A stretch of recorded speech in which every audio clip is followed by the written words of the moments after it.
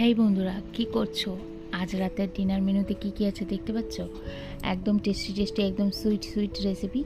আর আজ আছে ফুলকো ফুলকো লুচি, তার সাথে আছে ছোলার ডাল পেঁপে দিয়ে, সয়াবিন আলু দিয়ে, আর আছে সঙ্গে বোঁদে। আর এই বোঁদেটা কিন্তু একদম মার্কেট থেকে কিনে আনিনি, আমি নিজে হাতে বানিয়েছি। তো চলো সেই রেসিপিটা তোমাদের সাথে শেয়ার করব। তার আগে বলে রেখি, হ্যালো এভরিওয়ান, কেমন আছো সবাই? আশা করি সবাই ভালো আছো, সুস্থ আছো। আমি অনেক ভালো আছি। চলে আসলাম ছোট্ট আর একটি মিনি মিনি ব্লগ নিয়ে তোমাদের সামনে। তো চলো সঙ্গে থাকো আর ব্লগটা তোমরা ফুল এনজয় করো আমার সঙ্গে।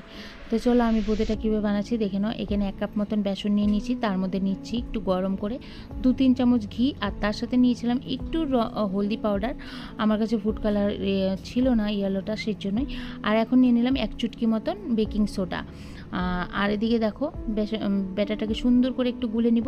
আর এর মধ্যে কোনো লাম্পস থাকা চলবে না, মানে যে কোনো গুটলি টাইপের থাকা চলবে না, তাহলে বোঁদেটা হতে একদম ভালোভাবে হবে না। তো চলো, কথা বলতে বলতে মাঝে মধ্যে আমি এরকম কিন্তু আটকে যাই, তোমরা অবশ্যই জানো। কেউ কিছু মনে করো না, নিজের পরিবারের একজন সদস্য মনে করে মানিয়ে গুটিয়ে নিও। তো দেখো এদিকে শিরা বানানোর জন্য আমি 1 কাপ মতন চিনি দিয়ে দিলাম, 1-1.5 কাপ চিনি দিয়েছি, সরি। আর এর মধ্যে দিয়ে দিলাম পরিমাণ মতন জল, আর ছিল কটা এলাচ ফাটিয়ে দিয়ে দিয়েছি। আর এদিকে দেখো শিরাটা বসিয়ে দিয়ে আমি এটাকে ঢাকা চাপা দিয়ে রেখেছিলাম কিছুক্ষণের জন্য। তারপর দেখো তেল গরম হয়ে গেছে, এর মধ্যে আমি একটা ঝাঁঝরির সাহায্যে সুন্দর করে বোঁদেগুলো ভেজে নিচ্ছি। তো চলো, আমার বোঁদেগুলো কিন্তু দেখতে কিন্তু বেশ সুন্দর হয়েছিল, একদম কুরকুরে, মনে হচ্ছিল এমনি এমনি খেয়ে নিই। কে কে মিস সুইট লাভার গো, তারা কিন্তু অবশ্যই বোঁদে খেতে কে কে ভালোবাসো একটু কমেন্ট করে জানিয়ে তো। আর মাঝে মধ্যে আমার মতন মাথায় উটপাটাং বুদ্ধি যার যার আসে, আমার কিন্তু মাঝে মধ্যে এটা মনে হয় যে না, এটা করি তো ঘরে, ওটা করি তো। তো সেইভাবেই আমার এই রেসিপিগুলো করা হয়। একদমই কিন্তু হাতে কলমে কোথাও শিখিনি, জাস্ট একবার করে দেখিনি, দেখেই বা ঝটাপট বানাতে চলে আসি। তো যাই হোক, এখন দেখো পুরো বোঁদেগুলো একবার ভেজে নিলাম, তারপর নেক্সট ভাজাগুলো ভেজে নিই। বেশি দেখাতে গেলে ভিডিওটা অনেক লং হয়ে যাবে, তোমরা কেউ দেখবে না, স্কিপ করে করে দেখবে। তো প্লিজ বন্ধুরা, কেউ স্কিপ না করে ফুল ভিডিওটা ওয়াচ করো।